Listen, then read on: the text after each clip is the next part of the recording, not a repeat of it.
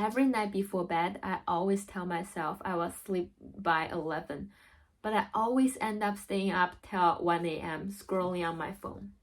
The next day at work, I feel super tired.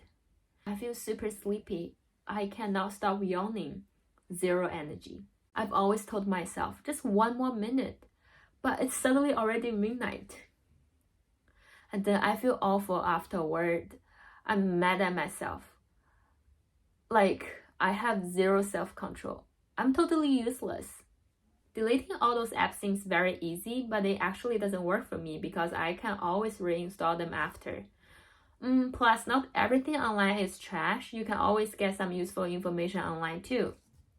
So in my opinion, the real solution is deleting all those apps. It's by shifting your mindset. Only by them, I can control my phone use instead of letting my phone control me.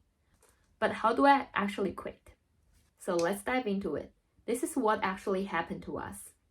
The main reason we keep scrolling is because the feeling of losing control triggers the negative thoughts, and the negative thoughts triggers negative behavior. Let's break it down. First, you've got the event. You've been scrolling on your phone for over 30 minutes, and then the negative thoughts come in. Like, I'm such a failure. I have no self-discipline. I will never get anything done. And those negative thoughts will bring bad emotions like frustration or guilt. And when those emotions hit, the easiest way to deal with it is by continuing the behavior, scrolling, because it will numb the discomfort for a little while. It's like a circle where your brain tells you you are bad or weak, and you just give in. But it's not about being a bad person or lacking self-control.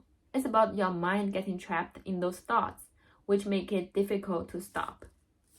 But what if you could stop the circle? What if you could shift focus and regain control? Here's the key. To change, we need to work on two things: the event and the emotions. Let's talk about the event first. If you're feeling loss of control, you can do something simple and relaxing. It could be something as easy as switching the apps, like listening to a music.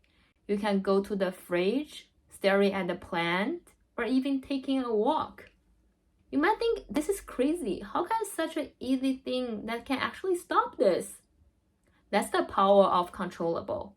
Just a small change in activity that reminds your brain that you are still under control. You can also work with your emotions, find the logic flaw, and it will help reduce the pain. For example, I'm a bad person because I have no self-control. Is this thought correct? Am I really a bad person just because I have no self-control? I'm just labeling myself unfairly. A person's worth shouldn't be defined by just one thing. And also, it's too absolute. Do I really have no self-control at all? No, I can still finish my work on time.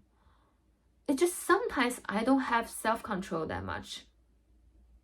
The wrong way I evaluate myself make me feel horrible, and then it leads to negative behavior. The correct mindset should be, although sometimes I lose self-control, but this actually doesn't prove I'm a bad person.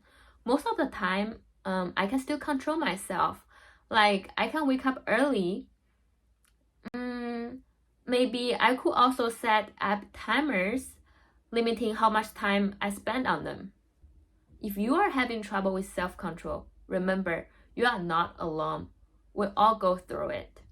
The good news is, with the right strategies and mindset, you are able to regain control and break the circle of feeling guilty and frustration.